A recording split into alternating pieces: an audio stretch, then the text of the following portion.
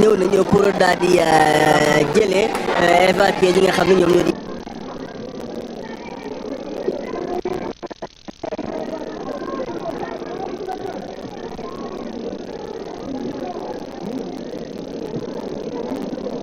député Yewwi Askan Wi. Gis ngeen très rapidement gars yi jëlee nañu leen évacuer nañu leen aywa li ñu ko nekk di def moom sanu voilà mbokk yi jërë ngeen jëf ñu ngi jéggalu.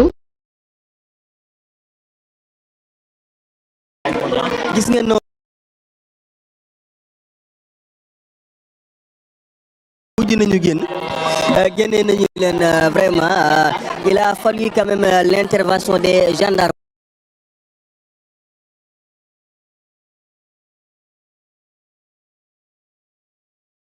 Situation bi encore une fois comme ni ñu ko gisee woon la fois passée gis ngeen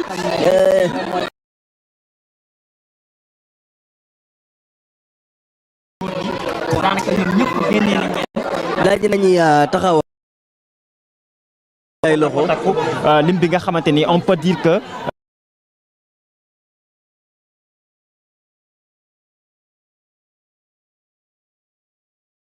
lii la ñu gisoon Mbissane si jamono ji nga xamante ñu ngi doon installé 14e législature bi loolee la ñu gisaat tey.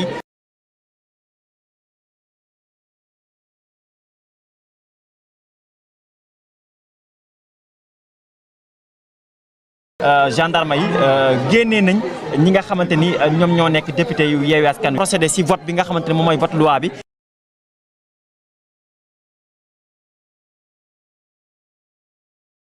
Mbissane ma bàyyi la nga joxe si li nga xam moom mooy sa lecture. travaux yi day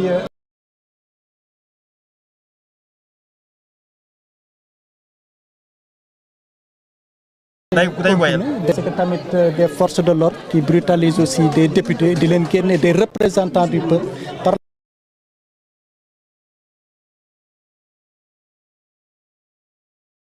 la force que ñoom tamit bokk na ci lu ñu doon parce que c'est des images assez frappantes des députés.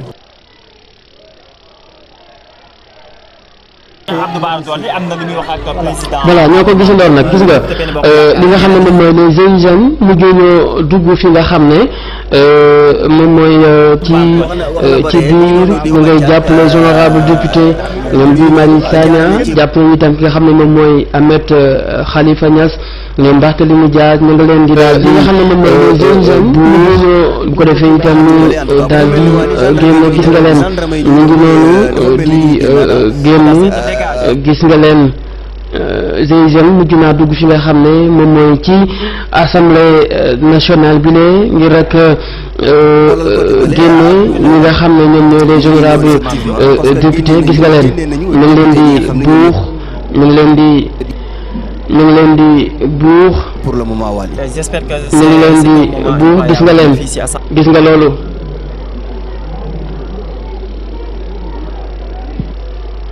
gis nga loolu national ndax bu ñu demee tamit bët ci li xewoon fële sa douane gis nga ñi nga xam ne ñoom ñooy takk der yi mujj nañoo dugg ci biir gis nga ñu nga taxaw sax ci kanam séparé assemblée c'est-à-dire ñi nga xam ne ñoom ñooy député yi ak le président ñu ngi noonu juróomi fan si weeru ñu ngi noonu mbokk yi ñu ngi koy dund noonu ensemble mënugu ñoo am son bi ba léegi wax naa ko sànq son bi nga xam ne moom moo duppee ci biir dañ koo daal di dindi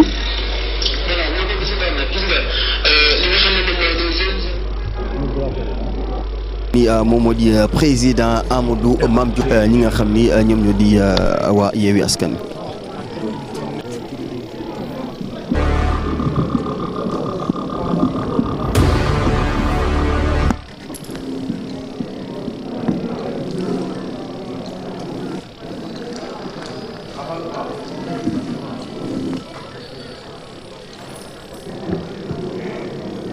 Article 1er, par dérogation à l'alinéa 1er de l'article 31 de la Constitution, au terme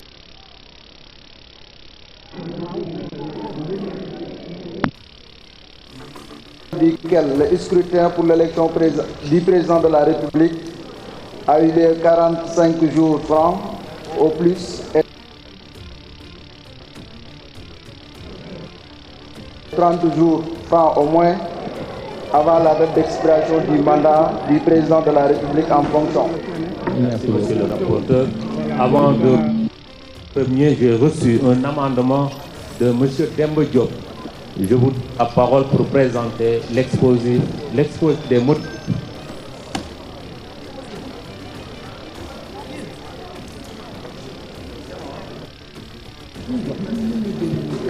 Merci, monsieur le président. Proposition d'amendement à l'article 1. Exposé 120. L'amendement a pour objet de modifier la date initiale fixée à l'article 1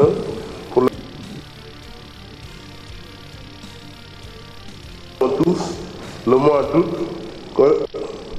voilà léegi noonu ñoom nag ñi nga xam ne ñoom ñooy takk der yi dugg nañ fi nga xam ne moom mooy assemblée nationale comme ni ko honorable député Ayib Daffé doon waxee sànq je pense que li mu doon wax moom moo mujj am fi nga xam ne moom mooy assemblée nationale honorable député yëpp ñi nga xam ne ñoom ñoo bokk ci fi nga xam ne moom mooy ci Yewwi Askan Wi Taxawu Sénégal ak les non-inscrits ñoom ñëpp daal di leen di génn fi nga xam ne moom moo ci biir assemblée nationale pour l'instant ñi fi des moom mooy député yi nga xam ne ñoom ñoo féete fi nga xam ne moo ci Benno Bokk Yaakaar ak itam parti démocratique sénégalais ñoom rek ñoom ñoo des fi nga xam ne moom moo ci assemblée nationale bi ne yeneen député yi nga xam ne yëpp ñoom ñoo taxawoon fi nga xam ne moom mooy ci kanam président assemblée nationale ñoom ñëpp itam daal di leen di génne fi nga xam ne fa la ñu nekkoon mbokk yi ñoo ko àndandoo di dund en direct fii ci Sans Limites TV ñu déglu ki nga xam ne moom mooy le président de l'Assemblée nationale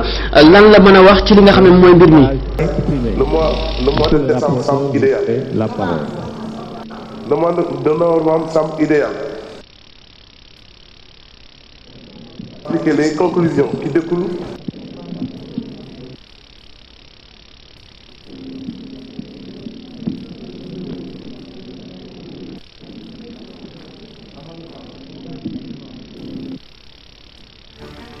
qui sera évoqué dans les prochains jours par le président de la République. Enfin, il me semble important de ne pas sortir de l'année électorale 2024. En conséquence, 2024. Merci. Le président de la République a eu lieu 45 jours francs au plus et 30 jours francs au moins avant la date d'expiration du mandat du Je mets au voie l'article 1er. Le scrutin pour l'élection présidentielle du 25 février 2024 est reporté au 25 août 2024. Il y a une opinion contraire? Non.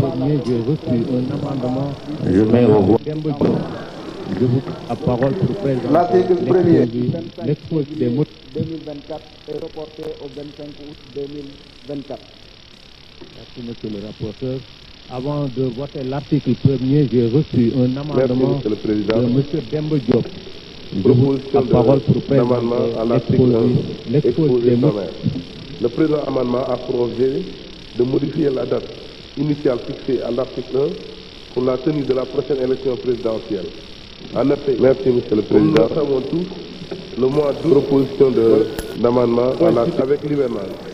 L'élection présidentielle étant institution nationale d'une importance capitale, tout Sénégalais doit être en mesure d'accomplir son vote acte hautement citoyen. En raison de l'inaccessibilité de certaines parties du territoire à cette période hivernale, il s'avère nécessaire de fixer la date de l'élection présidentielle à une période où tous les Sénégalais seront en mesure d'accomplir leur droit de vote. Autre effet important, ce sont les célébrations religieuses qui auront lieu au mois d'août. Il y a le Magal, il y a le Gamou en septembre. Ces moments importants ne peuvent pas être ignorés et doivent être pris en compte. Ainsi, est-il important de relever que le décalage de scrutin présidentiel de 6 mois à partir de la fin du mandat en cours nous ramène au mois d'octobre, qui coïncide avec la rentrée des tribunaux. Ainsi, pour permettre à la justice de prendre en compte l'élection et de mieux se préparer, le mois de décembre semble idéal. Le mois de novembre semble idéal. Ce délai sera également suffisant pour appliquer les conclusions qui découlent du dialogue politique national qui sera évoqué dans les prochains jours par le président de la République. Enfin, il me semble important de ne pas sortir de l'année électorale 2024. En conséquence, je propose l'amendement suivant. Amendement à l'article 1. Au lieu de l'institution de l'élection présidentielle du 25 février et reportée au 25 août 2024, l'institution pour l'élection présidentielle du 25 février est décalée au 15 décembre 2024. Merci. Chers collègues, je mets aux voix l'article 1er amendé